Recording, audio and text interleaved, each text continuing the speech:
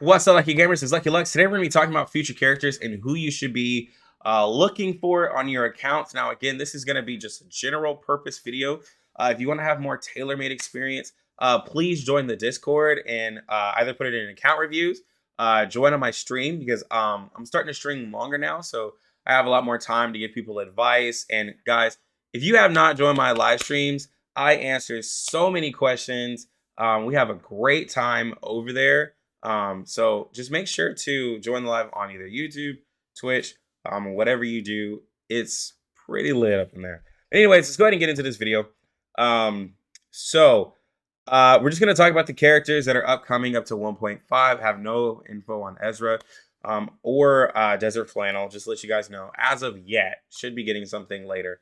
But let's go ahead and get into it. So 1.2 we're at right now. Everyone got Tooth Fairy. A lot of people are like, I love my Tooth Fairy, but there's nothing to do with her. Because if you already completed Limbo, there's like on this rotation, there's really nothing to use Tooth Fairy for, right? To really see how impactful she is to your accounts, right? So completely understand that. So upcoming next, we have Jessica, right? She's gonna be the plant DPS, one of the strongest plant DPS. She's gonna have an AoE mass attack, single target skill, and a mass skill, scales with poison, right?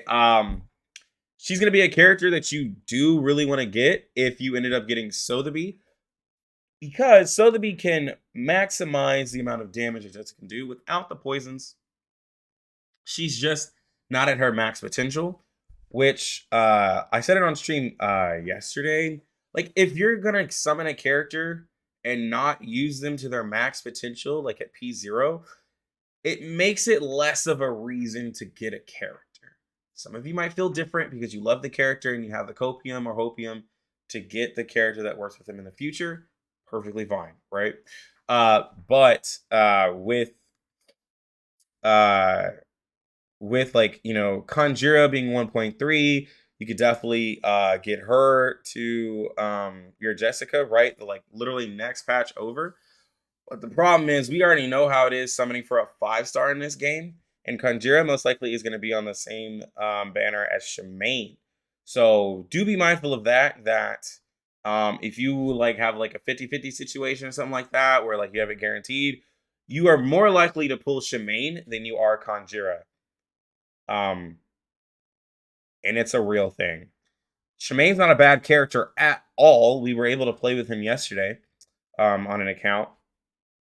Shemaine's a really good character. So I'm not saying that's a negative, but if you were not looking for Shemaine and you're trying to get Conjura, it's going to be pretty much impossible. And the 5-star selector that a lot of you have been asking me about that comes at 1.4, it only has 1.0 and 1.1 characters. So it won't have like Horopedia or Conjura on there. And we have no idea if they're going to do a second round of that selector, maybe at the year mark, right? That's still a long time away and seeing to even know that. So just saying, with Jessica, if you don't have Sotheby, it's a little less of a reason to get Jessica, right? And then with trying to pull for Conjura, it's a little difficult, right? But let's start 1.3, right? We have Shemaine. I'm just gonna put it out here. Shemaine's amazing. Shemaine, even though he's like a debuffer and his buff, his debuff is a little less than like Bjorn. Do remember that it's universal and he has a little extra side of mental. But the character and his like ult and like taking the crit rate, converting it into crit damage, even though I was playing with the P5 Shemaine, at P0, he can still add a lot of damage in situations where you would need AoE, right? I think he's a great character to add, like in limbo situations, any events, anything like that that has AoE fights. Great character because his ult is mass. His skill is single target that helps him build up his Nature's Blessing passive. But like in raids, I would say he's not as effective in raids and single target fights, right?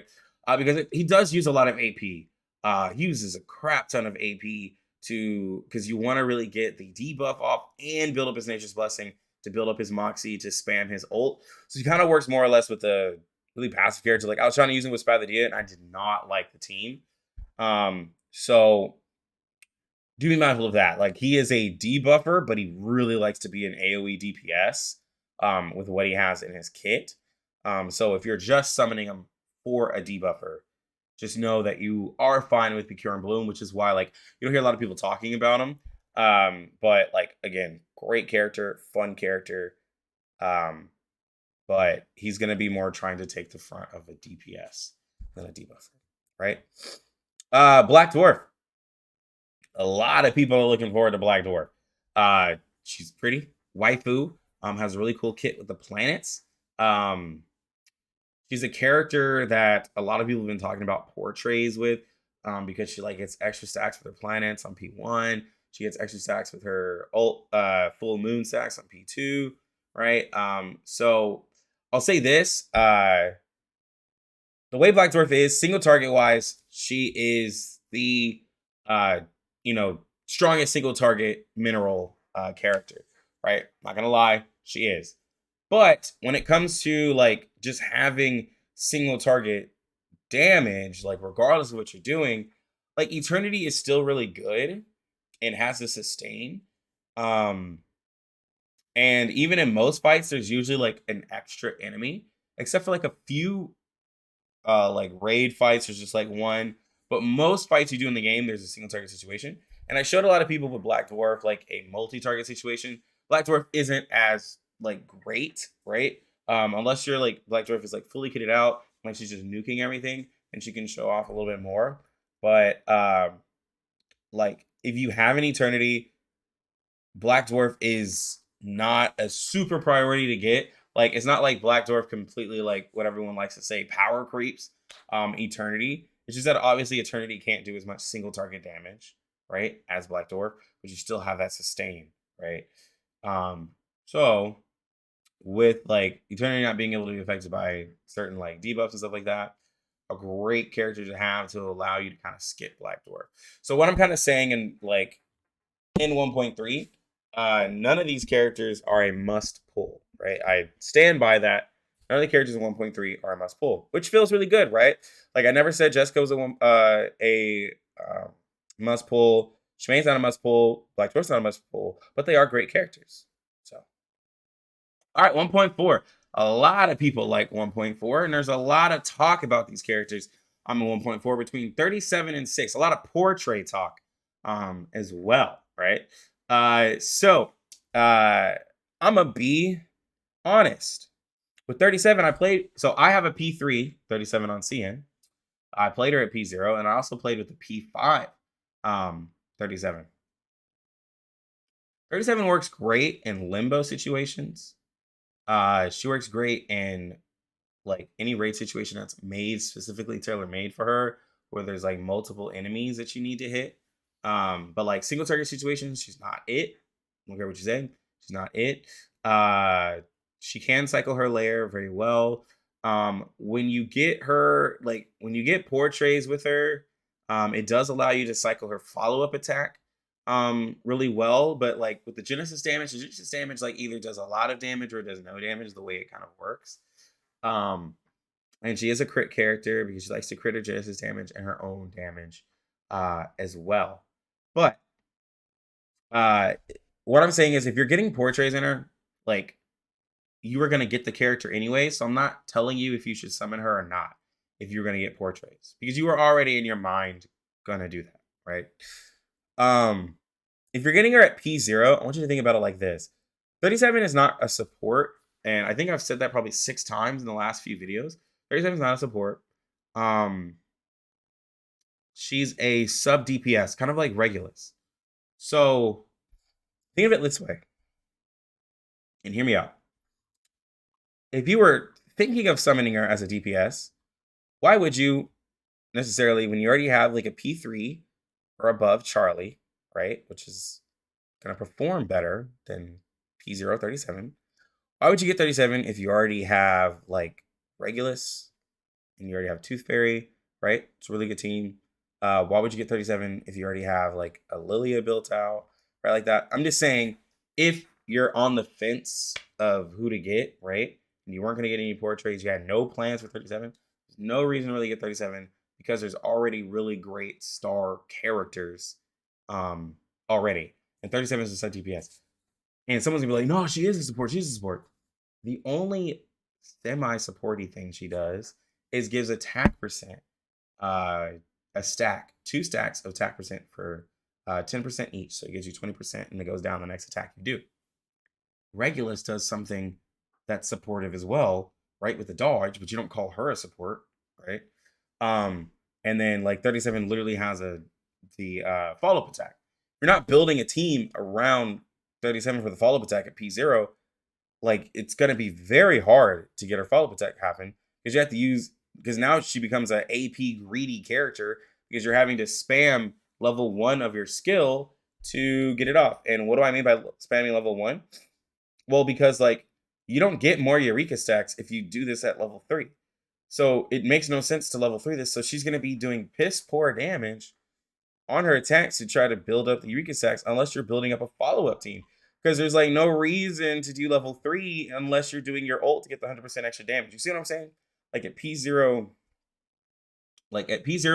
she's like fine as a sub DPS, but not a hyper carry. And I wish, like they could on the tier list put a different section, but like she doesn't perform as well in certain situations. But like in AoE, right? Like if you are able to get a team centered around her, this is why she has low flexibility. But if you are able to get a team centered around her, AOE wise, she is the AOE like star character, right? Because like other than like, well, there is Charlie, but with 37 in the follow up damage, like just being able to like get that follow up in a decent rotation, depending on the content, you could do a lot of damage. But again, it takes a special tailor-made team. Whereas like people's Lilias and Reguluses are doing really well with Tooth Fairy, and they feel fine. People have their Charlies, and they're liking her. So like 37 is just not a priority to you guys, right? So let's look at 6, right? 6 is a character that I mean honestly has a really nice ult, really nice debuffs, and really nice buffs. So at P0, the character can do everything in his kit, right? Which is really nice, and it puts up a like he puts him up in the pool priority. The fact that at P0 he can do everything in his kit. He can do all of his debuffs. You can spam level 1 of the debuffs, and you can apply 4 of them right there, right? At I3, he puts a random buff on everybody for 2 rounds, and then he also prioritizes buffs the carrier doesn't already have. So if you apply a buff turn, like if you apply a buff turn 1 and you already have the I3, you have 3 buffs on your character that you buffed up, right? It's really good, right? He gets extra Eureka by his allies having 4 more stats. So if you're like in a raid situation and you have somebody else who can apply a buff, he's getting Eureka stacks really nicely, right? So, and that can happen a lot because like there's healers that give buffs. There's like all different situations. Um, there's DPSs who have their own buffs, and it's just as if any ally is afflicted by 4 or more stats. So you want to keep buffs on at least one character 4 or more, which is really easy. And he gets a Eureka stack each turn, right? And he also gets more Eureka if he's doing his debuff, and the higher level that you have, the more Eureka stacks that you get, right? If you're summoning him as a support, he's able to get his incantation power up by using 5 stacks, and he can now apply that to your DPS, and they can get free upgrades for their abilities. If you're trying to make 6 more or less a intellect DPS going against a spirit boss, then you're going to use the 6 stacks of Eureka to allow his ult to do like 1,000% mental damage, right? And I'll be honest, like this ult doesn't satisfy in content where like he doesn't have a play disadvantage, or unless you have balance please on him. Like I see way more value in doing empower incantation as a support anyways, right? So just know that. A little tip on 6. For portraits, I tested out a P2-6 on an account. P2-6 gets Eureka very fast. Very, very fast, and it does in a way make him a little bit better of a support, but it works at P0. You just get the incantation empowerment and a easier, like, and a little quicker way. but he still can do it at P0. Still functions at P0. I tested it. Still, like, because I have one. But at P2, it is like a quality of life just having it faster, right? And that's all it is. You just get it faster. And then, the ult gets a little stronger, right? So, but in 1.4, of all the characters I've talked about since Jessica, 6 is kind of the uh most flexible. Well, 6, other than Shemaine, 6 is the most flexible character. But with him having intellect, it puts a little bit more of a like pull like priority to me, because like he's not affected by bonus damage in a lot of situations. So you can put him in every fight, right? Whereas like, everyone loves their tooth fairy. If she's weaker or Flatus, she's getting hit really hard, just saying. But 6, like as a fourth man in like any boss fights, any raids, 6 is perfect. He's so good as a background character because he looks like a background character. But anyways, 1.5, let's talk about it. First off, and let you guys know again, Ezra, we do not know anything about the kit. Hopefully on stream, we will get some information, but we don't know as of this video. I can honestly sum up 1.5. Strategia raid wise, best raid character for Beast, right? Best raid character. I've tested her at P3, tested her at P0, tested her at P2, tested her at P5. Insane. All I3. P0. I've tested her P0 all the way up to P5 pretty much, right? Amazing. As a raid character. For reality damage, she does really nice. Does she power creep though? And I'm probably make this a different video. Does she power creep Melania and Centurion? No. Melania, since there's bosses that have now like a stronger reality defense versus mental defense, Melania is still highly valuable. It's Beast character. She's just in a different damage type. So if those of you who've been looking at Spatha and you're like, oh, I already have a Melania, can't do it. It makes sense to have both of them. Does she completely power creep Centurion? Hear me out. I did the raid with a P5 Centurion, right? And I mentioned that because Centurion is a character that any player can get a copy of eventually, right? Being that she's standard banner. It can happen. Her banners come up, right? You can always get a copy. As long as you love this game and you keep playing this game, it eventually happen. Will you get to P5? No, right? But Centurion has portraits that aren't really crazy, right? And a lot of people who had P0 Centurion when we were doing the raid were really satisfied actually with Centurion's damage, because she did really well and we were able to hit like S and above. Probably could hit triple S.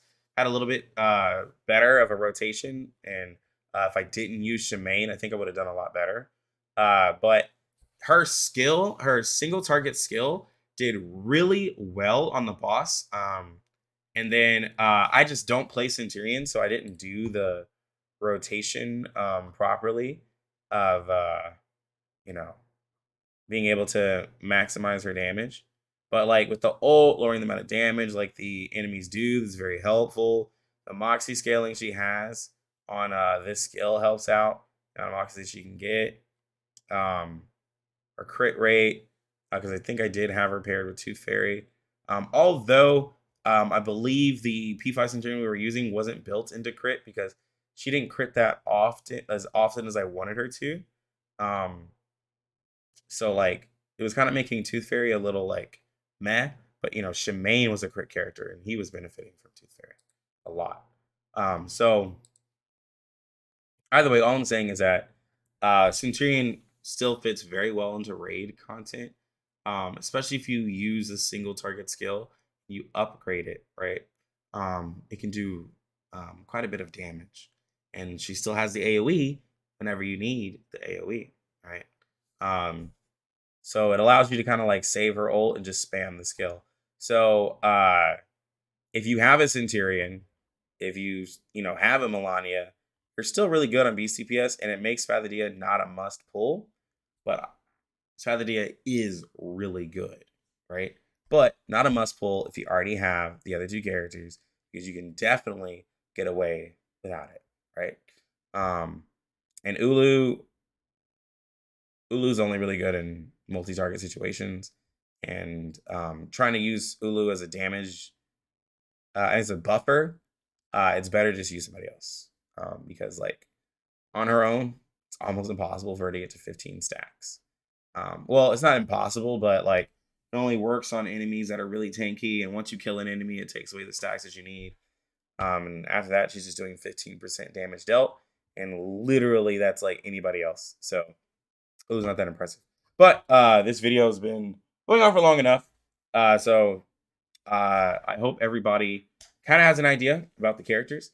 Let me know who you're wanting to get, who you're looking for. Make sure to join the live streams or in the Discord to ask me more questions, right?